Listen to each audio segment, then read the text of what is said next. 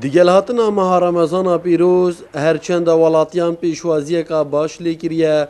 بلی دلگرانن جه گرانبونا باهای کرسین خوارنه به رنگی که کو بازار هنده کرسیان دوقات بویا او دخوازن چاره کابلس بووی چنده بیتا دیتن نه بناسط دکانداران بناسط تجاران بناسط حکمتنا حکمت سر خلکی گمرکا گران کرد وقتی گمرک گران کرد عالم مجبوره دلویریشی گران کرد بناسط همی بو حکمت زفرت نه بو کسی زفرت آن تجاری آن بو دکانداری نازر بو حکمت زفرت یعنی تشت همی الویریه گران کرد کلی تشت حکمت گمرک گران کردین زیده یا هوی دست وقتی زیده اصلا افشی مجبور الویری نشد وکی بری بده گران کرد وجاده گوه گازنده ده بو دکانداری نه مستفید گونه هیا حکمت یا گونه بواره یعنی همین مناسباتش گران بید نه ما هم دکاندارین مثلا اگر اسب چم کیلو چکلت از بیجم 1500 آب کردم بسیار فرود ویگا وزی چم 2000 نیوات کردم از مجبورم که از 3500 4000 وجادش آمدن حسای نه مثلا ما هم دکاندارین هم شده مفردید که ما چیزام بخونی نه هم اگر هم دیفچون ماستری مبکنده باشتر بید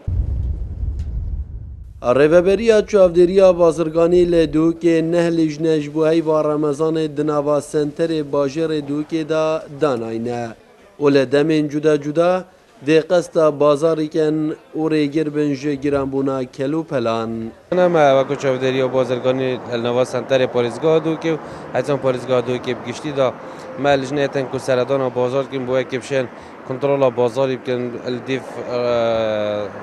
خاص و ویانا خلکی بد بازار اما وقت چاودریا بازرگانی ما نهتیم پیکین نه هفت دانه ایواریا نه دو دانه سپیدهیا نه شو هفت ایواریا جی دل دانه پشتی فتاره دیت بازاری دابن اول سنتر پاریزگاه دو که قضا سر پاریزگاه دو که و هر قضایی که جدا نقشه پلانت خوانش بگو هر قضایی که جی بنگه که مایه اللي هي الديف چون سر بازاری کرد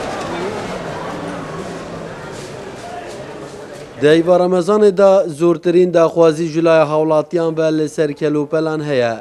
بلاو دبیجن گرانبونا کرسین خوارنه و کلوپلان جورکی دی قیرانه به سروانده هاتی